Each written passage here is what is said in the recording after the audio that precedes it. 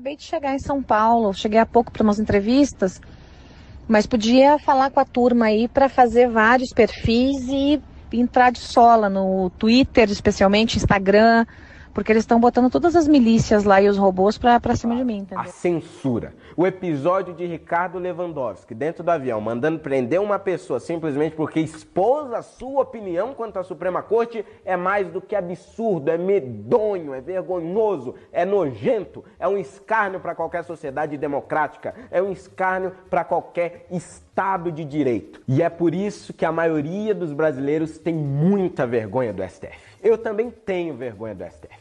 Por isso, vem me prender. Agora eu peço sim que o povo brasileiro deixe de ouvir o Olavo de Carvalho e ouçam mais Lobão, o Vila, o Luciano Ayan, a Madalene e tantos outros que estão aí, inclusive o Bugalho. Muito obrigado. Eu vou dizer mais uma vez, o STF é uma vergonha. E eu vou dizer mais uma vez, ministro, o STF é uma vergonha. Vai mandar me prender também, Lewandowski? Estou pagando para ver. Vai mandar me prender também, Lewandowski?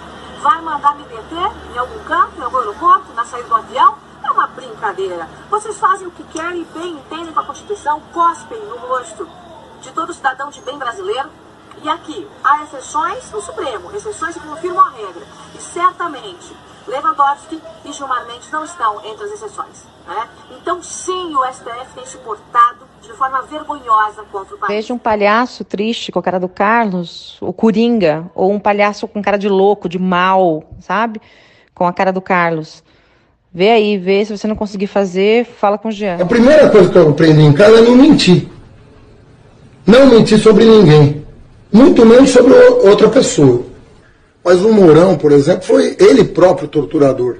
E o Bolsonaro, você me desculpe, mas eu tenho o direito, como cientista político, de dizer para a nação brasileira que ele é. Ele tem como vice um torturador, que é o Mourão. Nós estamos falando de um vice que estava no porão da tortura. Eu tenho um compromisso com a verdade e não vou ser responsável. Estou falando dele que é vice e que foi torturador. Então, acabou. São dois fatos. Mas ele é o vice, ele é o torturador. Quem ele agrega em torno de si, eu não sei. Agora, eu fico com medo de ter um vice-torturador. O senhor está fazendo uma acusação ao candidato a vice-presidente, que pode se tornar vice-presidente? Eu não estou fazendo uma acusação. Pois é, o Geraldo Azevedo, num show, falou que foi torturado pelo Mourão. Não estou fazendo acusação nenhuma. Você vai lá e entrevista o Geraldo Azevedo. Com base nesse depoimento que o senhor está falando? Entrevista o Geraldo Azevedo. Eu confio no Geraldo Azevedo. Então você vai lá e... Por que ele mentiria? O general Mourão, aparentemente, vendo aqui a entrevista, falou para o repórter lá em Porto Alegre, negou enfaticamente o fato de ter sido torturador, disse que o Geraldo Azevedo cometeu um equívoco e afirmou que nasceu em 1953, que, portanto, ele nasceu, segundo o TSE a gente pesquisou, nasceu no dia 15 de setembro de agosto de 53, portanto ele tinha 16 anos em 69. Quer dizer, ele não tinha idade para... Podia até ser... É o que eu falei, isso foi o Geraldo Azevedo. Foi ele que falou. A primeira coisa que eu aprendi em casa é não mentir. A primeira coisa que eu aprendi em casa é não mentir. A primeira coisa que eu aprendi em casa é não mentir. Entender que não é o Deus das leis, que não pode mudar a Constituição e que existe o Exército Brasileiro. Para, se preciso for, colocar ordem nessa baderna que o próprio Supremo está instituindo. Ordem nesta baderna. Artigo 142, se necessário for.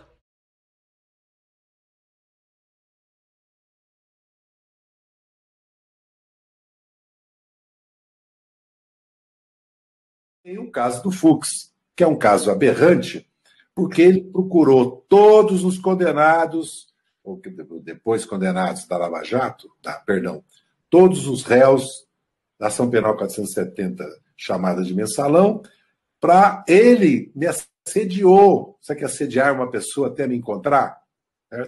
Para dizer, primeiro, que ele conhecia realmente o processo, as vírgulas do processo, para bater no peito, dizer que matava no peito, que nós éramos inocentes, que nos absolver. Esse é um charlatão, não é? Esse é um charlatão, não é? Diversas mulheres passaram a ser agredidas nas ruas do país. Uma jovem de 19 anos afirmou ter sido arrastada por 3 seguidores de Bolsonaro e teve uma suástica nazista entalhada no seu corpo com um canivete. Foram mais de 50 atos de violência.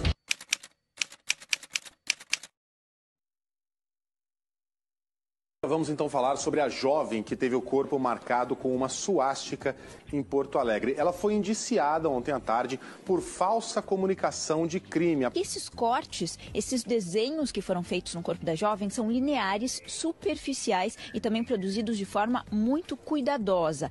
A perícia também, ela neste laudo disse que não apontou qualquer tipo de machucado na face, no pulso, nos braços, nas mãos, que geralmente são típicos. É uma coisa característica de defesa pessoal quando a pessoa é atacada. Então, a partir desses principais pontos que foi concluído aí que essa jovem, ela ou se automutilou ou foi feito esse corte com o consentimento dela. Está acontecendo e vem da Corte Maior deste país. Aliás, já há algum tempo eu tenho dito para você que o STF não é mais a Corte Maior desse país. É a única corte. Não é a última instância. É a única instância. Nós estamos vendo um STF, uma Corte Suprema comandada por alguém que tem no DNA o vermelho do PT.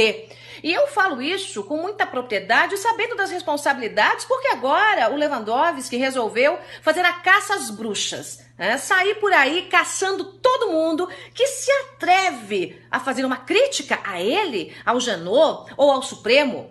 Pode isso num país democrático, minha gente? Pode isso? Pois muito bem. Eu cansei de viajar o mundo falando mal do Brasil, gente. Era bonito a gente viajar ao mundo e falar, no Brasil tem 30 milhões de crianças de rua, no Brasil tem 30 milhões... A gente nem sabia, tem não sei quantos milhões de abortos, era tudo clandestino, mas a gente ia citando números, sabe? Se o cara perguntasse a fonte, a gente não tinha, mas a gente ia citando números. Eu não esqueço nunca, eu estava debatendo, o Roberto Marinho e o Jaime Lerner em Paris. Mas eu estava dizendo, porque no Brasil tem 25 milhões de crianças de rua. Eu era aplaudido calorosamente pelos franceses. Quando eu terminei de falar... O Jaime Lerner falou assim para mim, ô Lula, não pode ter 25 milhões de crianças de rua, Lula. Porque senão a gente não conseguiria andar nas ruas, Lula. É muita gente. E foi com muita alegria que o meu amigo José Graziano, o diretor-geral da FAO, era meu ministro, ele pode contribuir para que a gente possa começar a acreditar que é possível acabar com a fome em qualquer país.